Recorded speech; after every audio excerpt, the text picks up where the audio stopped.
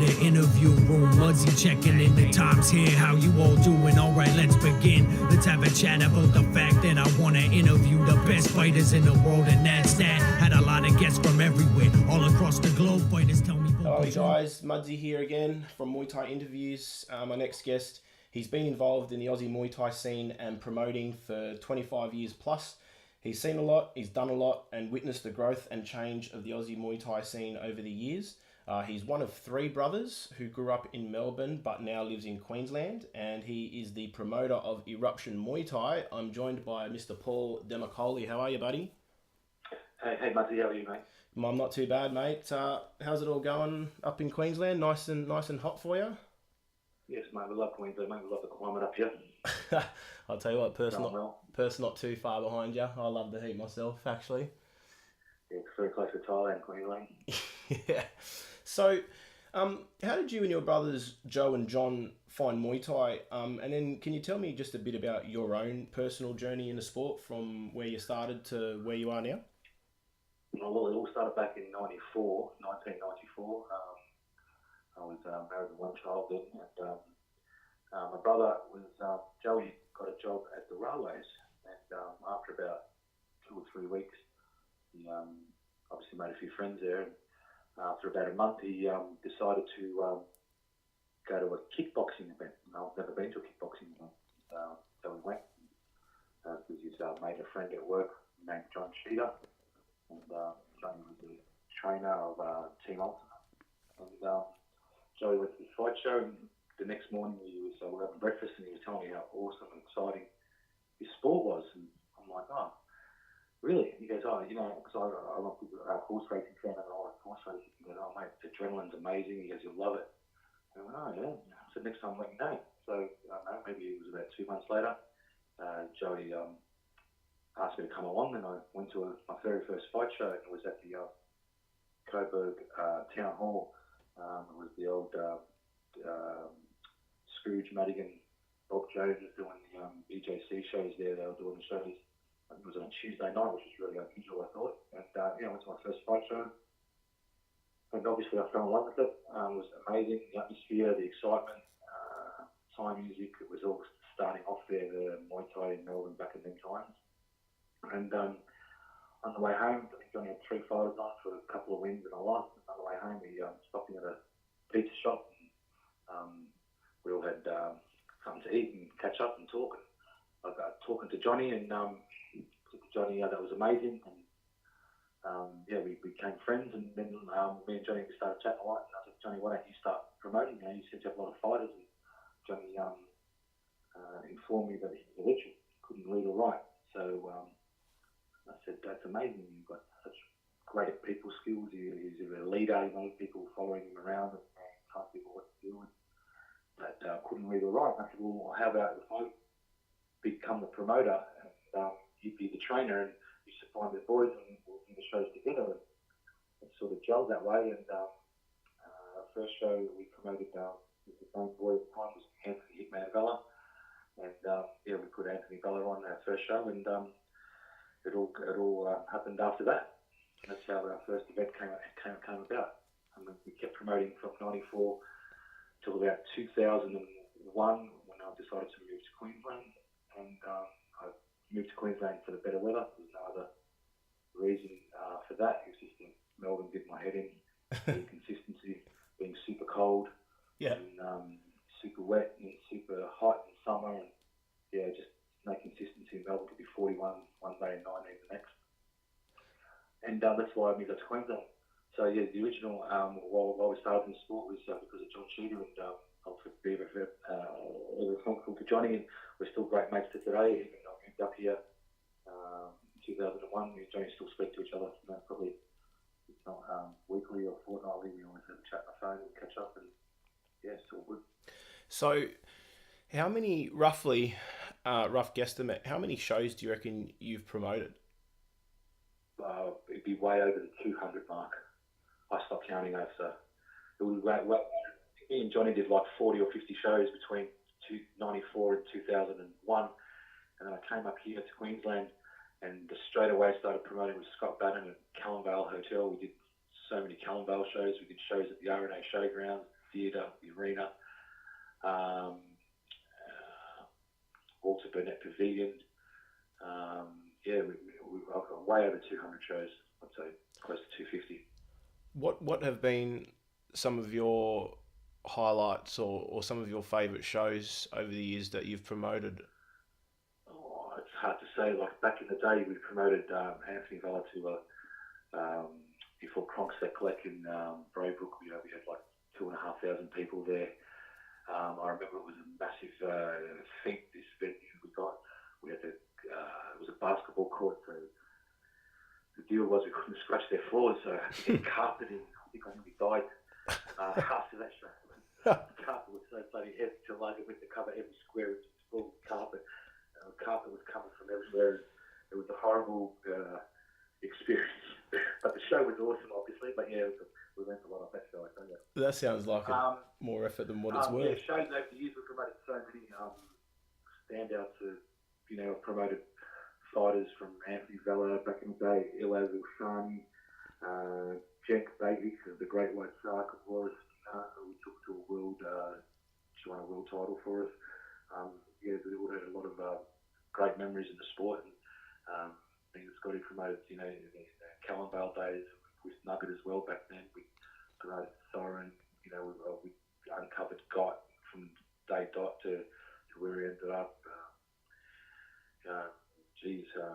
Aaron Lee. We did fighters from all over, from Pixie Burton to that great era there when we came up to Queensland where I had Scott Bannon. I put one of the first fights I put Scott Bannon. It was a young boy who had I think it was 11 fights at the time, probably 9 wins, 1 draw, 1 loss, and I remember ringing Scotty and saying, "Mate, I've got you an opponent."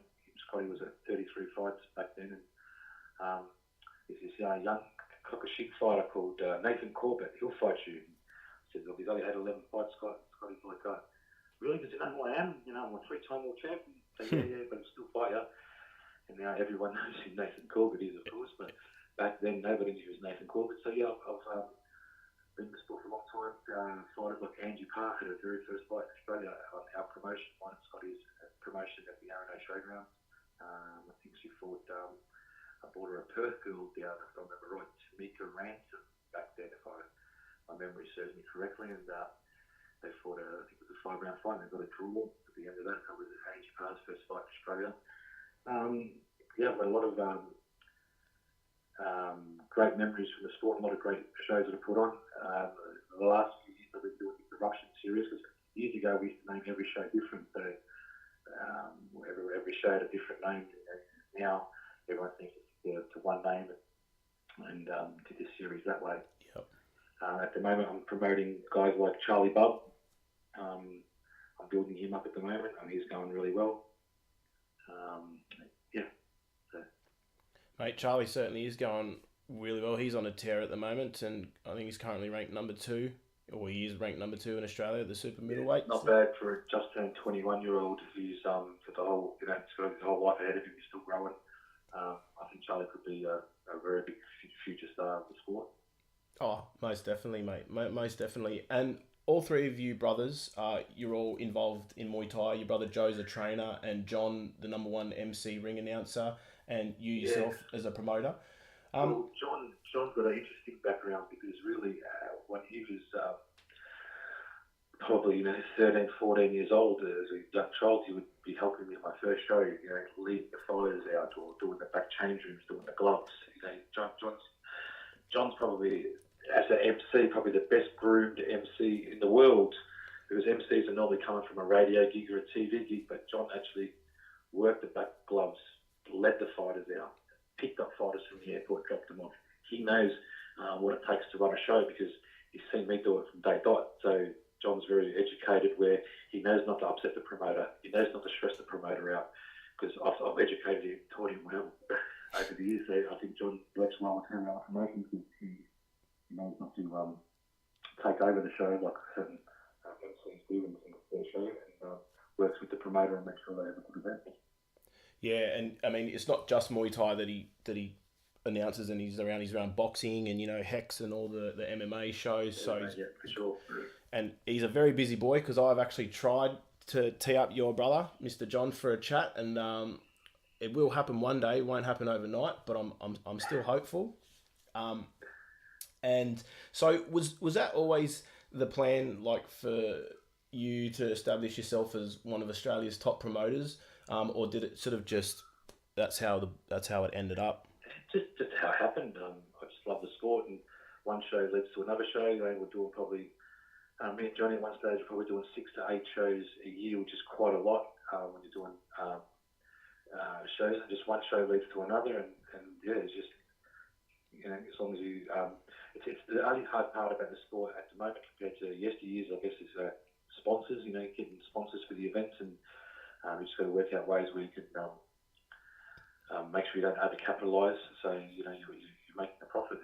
It's good to be in this sport, and everyone thinks you make a shit ton out of it, but you've got to be very careful on what you do, because you can definitely overspend, and it can also hurt. I've seen a lot of promoters come and go in this sport while I've been around in the last 25 years.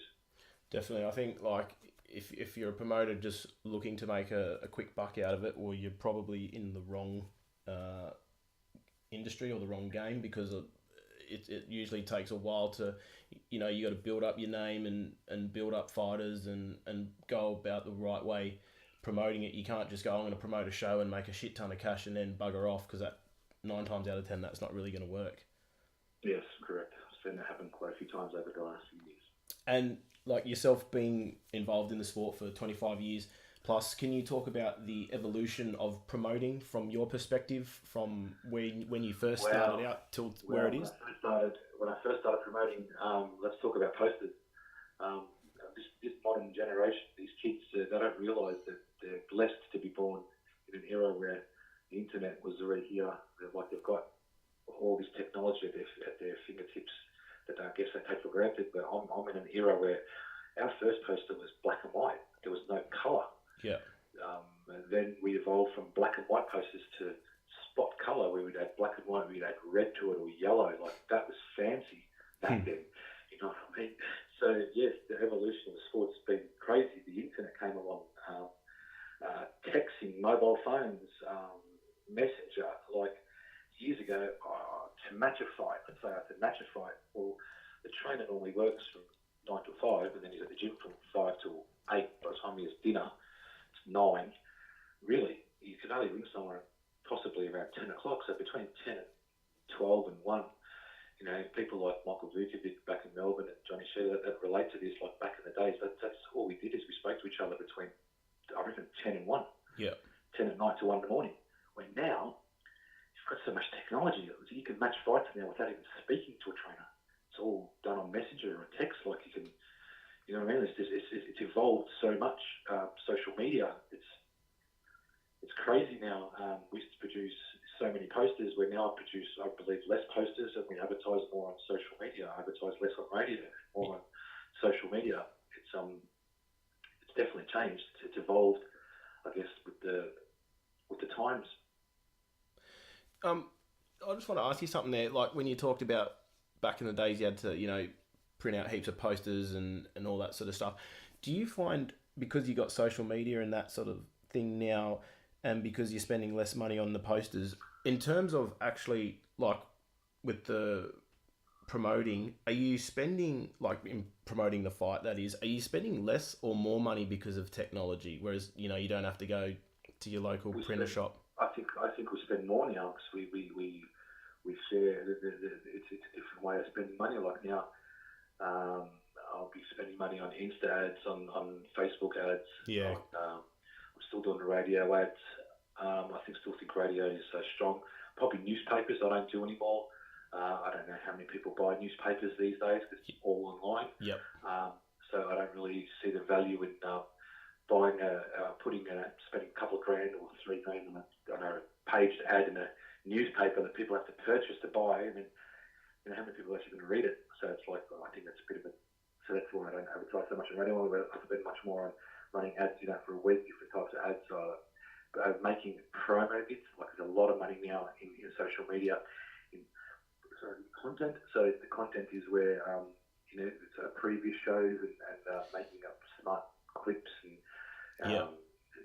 30-second ones for Insta, minute ones for Facebook, and then you got to pay these people to produce these videos, and then you pay money again to promote it, to get it out there, to capture the people's attention. Capture the visual attention today. And it's no longer a poster; it's more like a vid. You know what I mean? Like we have to produce short clips and that to get their attention, so we can get them talking. Yeah, and I think what people don't realise is for a 30-second clip, and you see the finished products, and I've seen, your ones and, Battle by the Bay and Rebellion and all the other ones just going around. It might take 30 seconds, but how long does it take to, find all those clips that you want and snippets, and then you got to put them together, and, you're adding other bits and pieces, and it all takes time, and just to get the end product, it's all very time consuming. Correct, a lot of time consuming, and you've got to have the right guys like videoing it and putting it and editing it together, because it can look pretty average. So you need the right crew behind you, and the right crew ain't cheap, because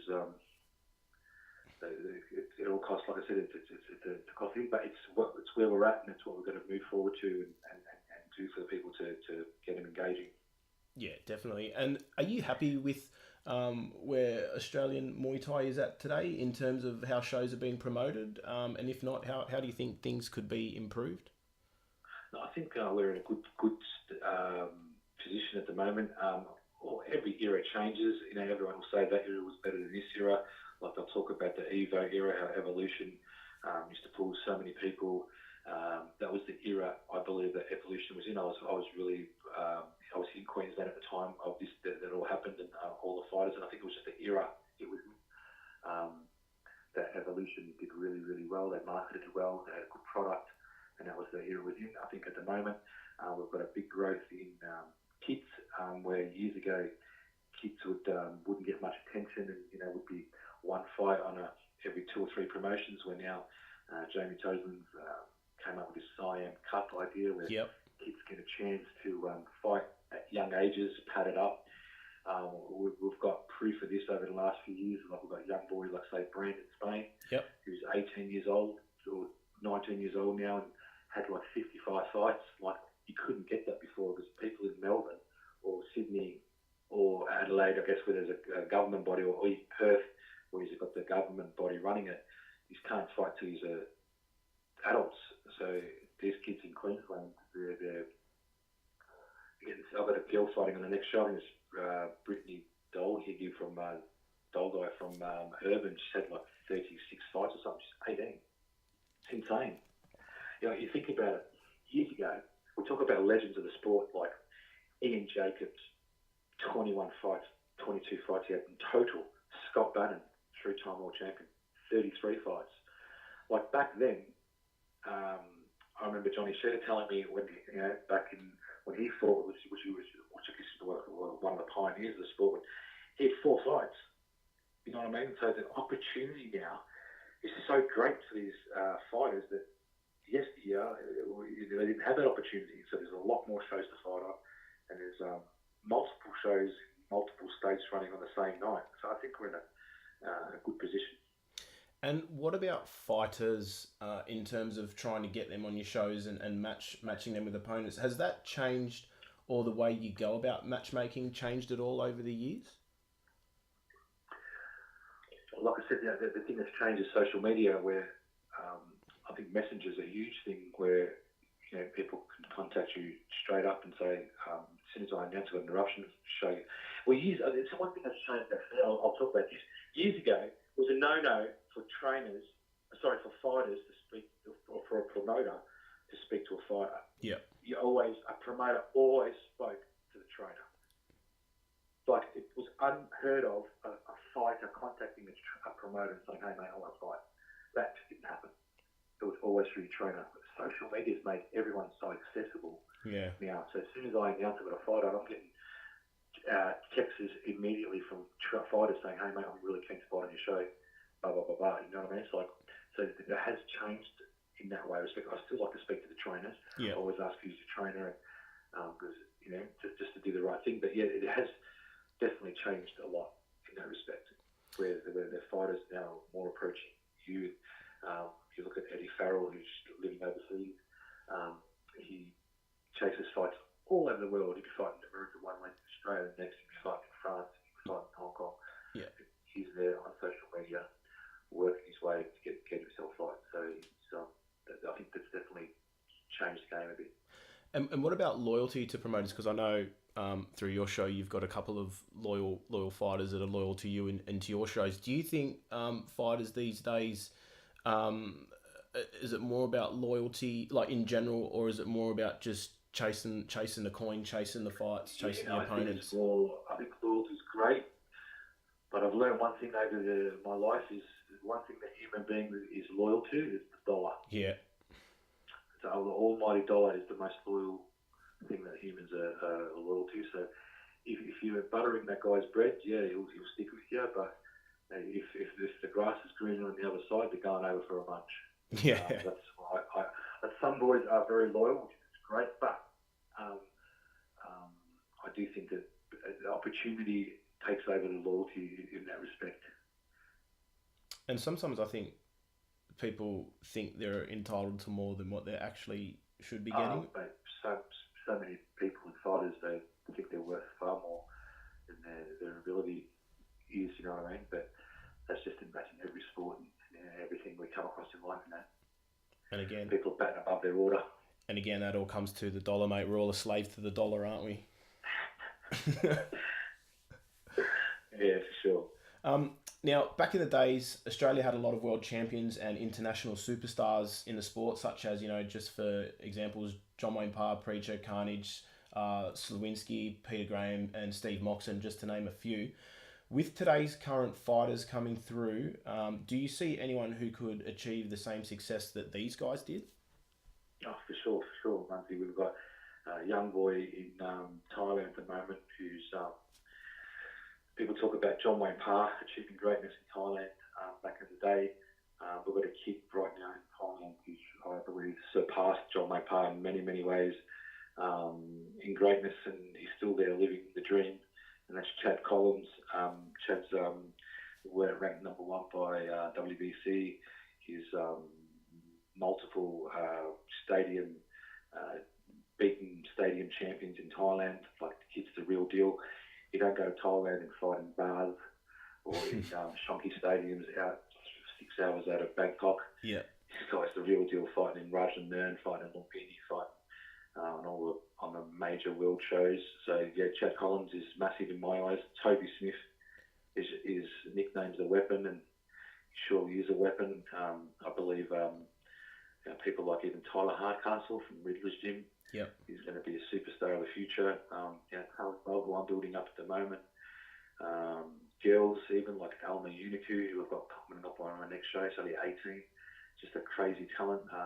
She won 2 world titles, beating that Zara in Hong Kong on All-Star fight. Jonathan Alulu, who's not many people would have heard of him. He's a super welterweight up here, who's just crazy good, like the talent. And his Thai style is really good. So yeah, I think we're in a good shape, and we've got a lot of great fighters. I believe we'll make it onto the world stage. Definitely, mate. Some very good names. Yeah, I did watch that fight with Armour and Zaza. I think she finished her. Was it the 4th round? No, Alma and Yolanda, actually, that was fight number 2 they had. The first one Yolanda won last year. This year they rematched it. Alma won the first 2, possibly the third. Yolanda really locked her up in the grapple and won round 4 and 5. It was a bit controversial. They gave it to Alma. Later, a few people thought that wasn't the way to score Muay Thai, but that's the way that it went down, and they gave the decision to Alma. And I'm sure that when they have their third fight, the trilogy, they'll sort that one out. But it was a very close fight either way. Both girls are just an amazing talent. Oh, sorry. Amanda Schmidt's an amazing talent as well. Yeah, I did watch that. I did watch that fight. I didn't agree with the decision, but I was talking about the fight with Armour and Zaza. That was a good for a world title. That was the 4th, yeah. Yeah. Stopped her, she punished her. And yeah, She did. And since the Evolution days where they could get, 5,000 plus people to an event, we really haven't seen a promotion being able to achieve that. Why do you think that is, and how do you think a promotion in Australia could? I think, like I said, I think Evolution was in the era it was in. I don't know the years that it was between 2004 and 2012. I think it was just the era it was in. And the fighters that we had at the time. Me and Josh Sexton actually, after Evolution ended, tried to start up a new brand that we thought we could maybe turn into the next Evolution. I think we ran about 4 legacies, and we both looked at each other and thought, no, we couldn't capture the same crowds and the same group of fighters. So we shelved that, and I kept promoting my Eruption series, which I believe Eruption is the top tier of promotions in Australia. Myself, Rebellion, I guess, I believe one called Domination, Yep. Epic, and even Destiny Actor, all at that level we were promoting pro fights, and there's lots of people that are doing all pro shows at the moment, which a lot of the shows are 2 or 3 pros and the rest are amateurs, which are good. We need amateur fights, Yeah. but we also need more pro shows as well. Yeah.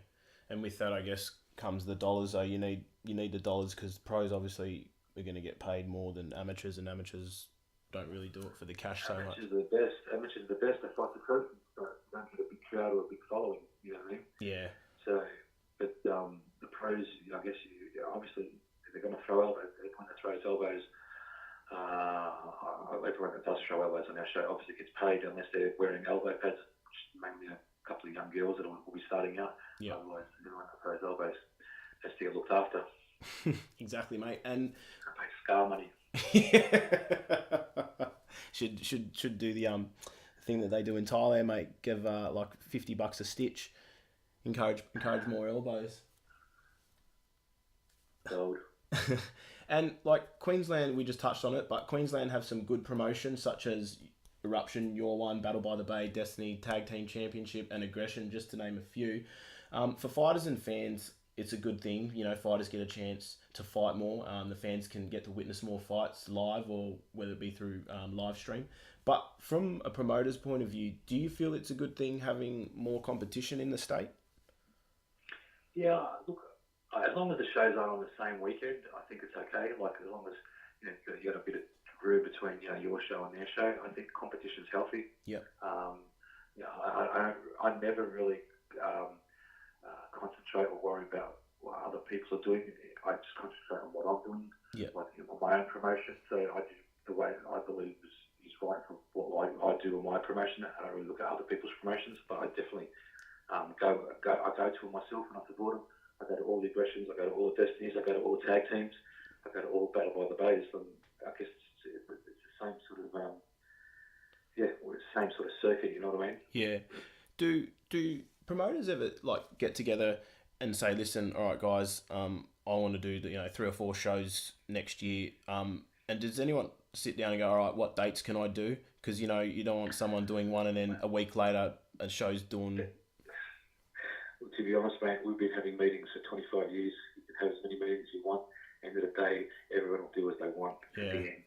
So you can talk all you want and say this and that. You can pick a date. I've picked dates before. 1 year out, we're on November 1. And then by the time that November show comes, there's one the day before, one the same day, 2 the weekend before, and 2 the weekend after. It's like, why the hell did I put my date down in Eurocade? So, like I said, I've had heaps of meetings about the promoters saying how we're going to fix things up and how we're going to do this, do that. You leave that meeting and everyone does what they do normally. So that was a waste of time. It just goes over, water just goes and over. I've had not one meeting, I've had several meetings with them, so I've been around. And so we've talked about the evolution of promoting over the years, but what about Aussie Muay Thai in general? Where do you think we sit right now in terms of the rest of the world? Do you think we've gone forwards or backwards? Definitely, we're not going backwards. We're definitely, if you look at all the big promotions in the world, let's talk even UFC, so many Australians in it. You talk one championship, so many Australians in it now. Yeah. All the big shows, there's Australians on shows right around the world. So Top King, all the big promotions in Thailand, around the world, we've got fighters fighting everywhere. Glory. Mark's got Jaden Aynud. I've got this good boy called Jaden Aynud. He's an 84 kilo boy fighting on my next show. And the month after that, he's fighting out at Dubai on a big show out in Abu Dhabi. Yeah. So, I think we're getting great opportunities, mate. I think there's so much more shows and opportunity now. I think the fighters are definitely, we're at the top level. We've got them in UFC, we've got them in one championship. The only part is a bit bad at the moment is we're losing a few of our fighters where we're building them up and like one championship signing them. So that's kind of a little bit sad in a way that we're building up these fighters. It's good for the fighter, but it's bad for the fans here as well. So it'd be good if they could sign them up and we could still use them here. That would be a really good thing. I mean, though, is it bad for the fans, though? Because I think, like, with the 1FC app and it's free, we can still watch them. It's not as if, and I know that one, because I've interviewed a couple of people, Aussies that are on one, and one have told them as long as they give them, ample notice, and it's not like a rival company to one, that they don't really have any problems with them fighting on Aussie promotions. Alexis Serapisos, for argument's sake, he's signed to one. He fought on Rebellion just on the weekend. That's awesome. So, mate, I'm going to ask you a couple of questions. Who do you think is the best current Aussie fighter at the moment? I would say Chad Collins and Toby Smith. Who do you think is on the cuff of greatness? Charlie Bubb. And probably got a young kid who's at his 11th or 12th fight on my next show. And I believe, Muzzy, you've just interviewed him prior to me. Oh, yeah. He came out here. So now I'm talking about the young Albert Tua. Yep. Baby Yod. He could be something quite special. The kid seems to read the play very well. He's got 6 sets of eyes. I don't know if the kid's like the Matrix. Yeah. He can see shit. He's like the Lomachenko, the boxer that can just see shit, just ride the waves and then counter. Yeah, the kid could be a big talent. Yep. Who do you think is the best young talent, or did we just hit that one? Oh, the best young talent would be Albert Tua, and on the edge of greatness, I think Chad Collins and Toby Smith. And most overrated fighter? Well, I'm not sure about overrated. No, I can't say I've got anyone that I'd call overrated. Awesome. Okay, mate. Now, Friday, March 22nd, Eruption Muay Thai 17, it's happening. Charlie Bubb defends his belt against Eddie Farrell, plus you've got a stacked card of quality fights. Give us a rundown of that show and what the fans can expect.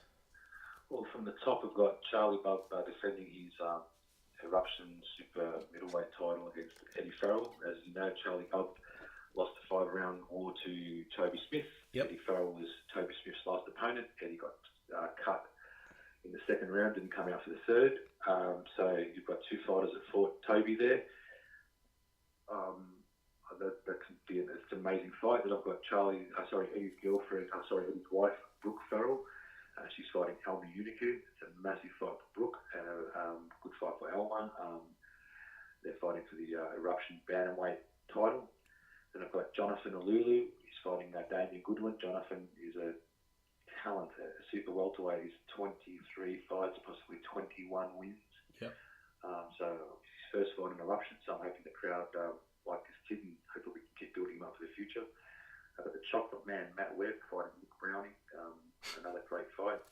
And I've got Simon Mate, who's been training at AKA, an ex-Bulldog boy from Sydney, who's been training at AKA in Thailand, in Phuket. I'm flying him down to fight this Jaden Aynud.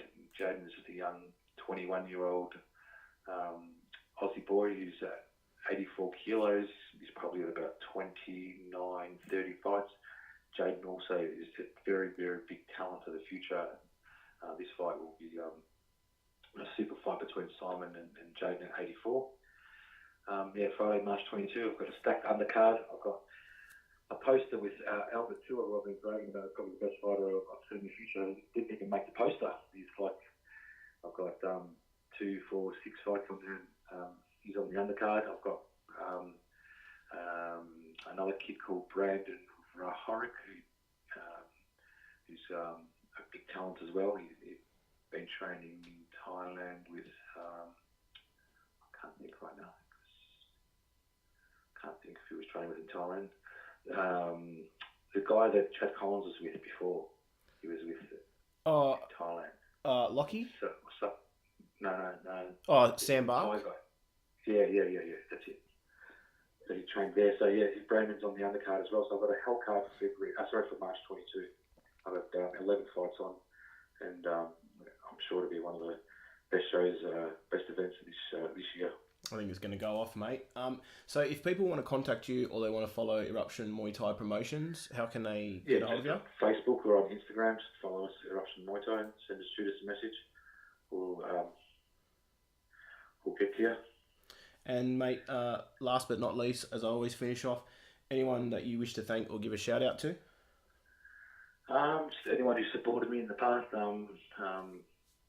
anyone who's been nice to me, respect that. No, that's about it, brother. Oh, and I just got to double check. There is going to be a live stream for people outside of. Always a live stream. Yeah, be a few live combat sports. I always live stream. That's another thing that we didn't do 20 years ago. Live stream only started in the last few years. At first, we were all, arm and an R, and no, we don't want it to happen. We want people to come to the show, but you just got to offer it. It's, people from Perth, people from Adelaide, people from Melbourne, people from all over the world. We got people from Singapore, Indonesia, America, Mexico, watching our shows. It's crazy. The broadness from around the world when they see it. So yeah, definitely be live streamed. Awesome, and that's how I do my homework. You see, live streamer. Well, mate, thanks very much for your time. Greatly appreciate it, and I most definitely will be one of the persons or people purchasing the live stream, and I can't wait to watch your show, mate. So props to you, and thanks for your time. No worries, thank you, Matty. Thank you, fans. Thanks, buddy. See you. I'd like to thank Johnny Sheeter from Melbourne. I'll never forget where I started from. Without Johnny, I wouldn't have been in this sport. I didn't even know what this sport was if it wasn't for Johnny Sheeter. I'd like to thank my Queensland brothers who welcomed me to Queensland, which is Scott Bannon, who's a very close personal friend of mine, and Nugget McNaught, who's one of my very close friends. Me and Nugget, when we first came up here, Nugget wasn't too fond of me coming up from Melbourne, and I said, I had a meeting with him, and I said, time will tell everything. I said, time always proves who's who in the zoo, and over the years, me and Nugget have become very close, and so I thank him for that. And I thank my family for supporting me and letting me do what I love. And that's about it, Muzzy. Thank you. Awesome, mate. Thank you. Ask questions and investigate the lives of great warriors, revered and notorious, infamous and legendary. That to me is glorious. Come kick it, still talk some shit with me. I'll ask so you can answer and explain to me the history. I had to throw a vicious knee. I got a passion for the art of 8 limbs. I'm just asking from the heart. So as I conclude this interview, thanks so much for sitting through. Love to all the fighters and the folks that listen. This for you.